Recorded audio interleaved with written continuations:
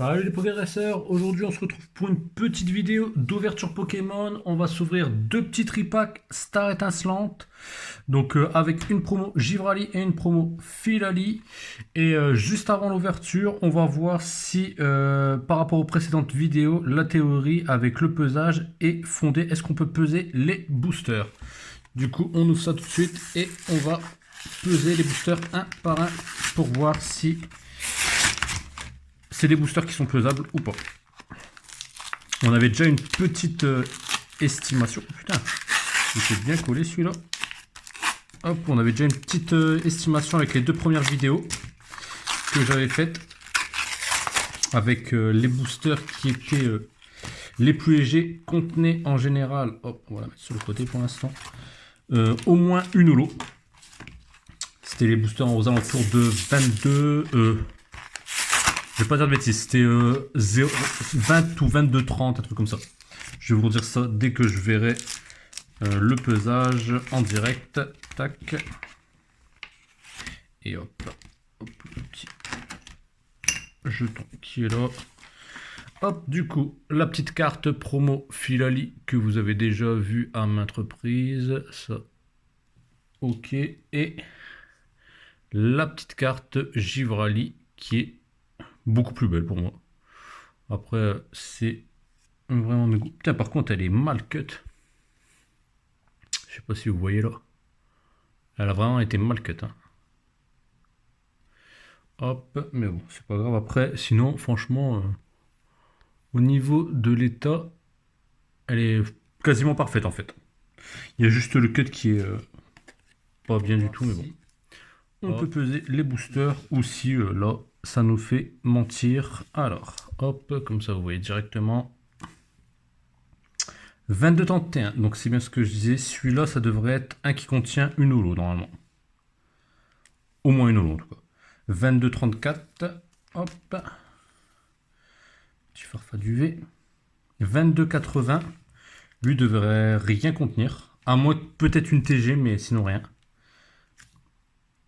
22,73, ouais, peut-être une TG celui-là aussi. 22,70 et 22,71. Ok, du coup on va faire par ordre, donc du plus lourd au moins lourd. Allez, on va commencer directement, je vais pouvoir éteindre ça, tac, avec le premier Farfa du V. Allez.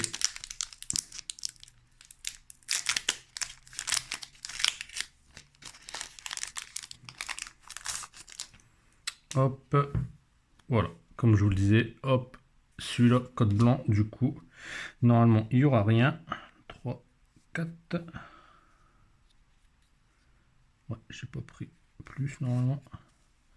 Hop, alors, on a une petite énergie obscure, un Colomar, Hyperbole, un petit Tropius, Eoko, Wistikram, pas mal du tout, un petit Balbuto, Stalgamin, Tarinor, et donc là on aura Chinchibou, et juste derrière on aura Eturaptor. Du coup, rien de folichon, c'était celui qui était à 22,80 celui-là. Hop, on enchaîne avec le deuxième Farfa du V. Celui-là c'était 22,74. Du coup, on va voir, mais pour moi, normalement, voilà. Hop, c'est blanc. Hop, alors, 1, 2, 3, 4. Pas envie que ça colle, on sait jamais. Hop, allez, on est parti. Donc, alors, une petite énergie psy. René en dresseur. Un petit clic. Chartor. Magmar avec une illustration qui est super belle. Petit Riolu, Cheniti, Starry. Donc là, on est à Carabing. Juste derrière, s'il y a quelque chose, c'est maintenant. Il n'y aura rien. Il y aura Crémi. Donc la sous-évolution de Charmy. Et derrière, on aura un petit Golemastoc. Hop. Du coup, 22,74, il n'y avait rien non plus. Donc là, 22,73, 22,71. Et après, c'est les 22,30, les deux autres. Du coup, à voir.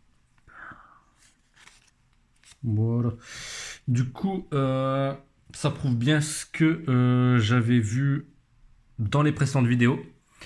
Tous les boosters qui vont être aux alentours de 22, 30 jusqu'à 35, il y aura sûr et certain un code noir. Après, ça peut être une holographique, comme le Lucario que j'ai eu là, ou une V. Après, il peut aussi avoir plus, parce que c'était lors de la première vidéo, je crois que j'avais eu un booster à 22, 31 de mémoire, et j'avais une full art.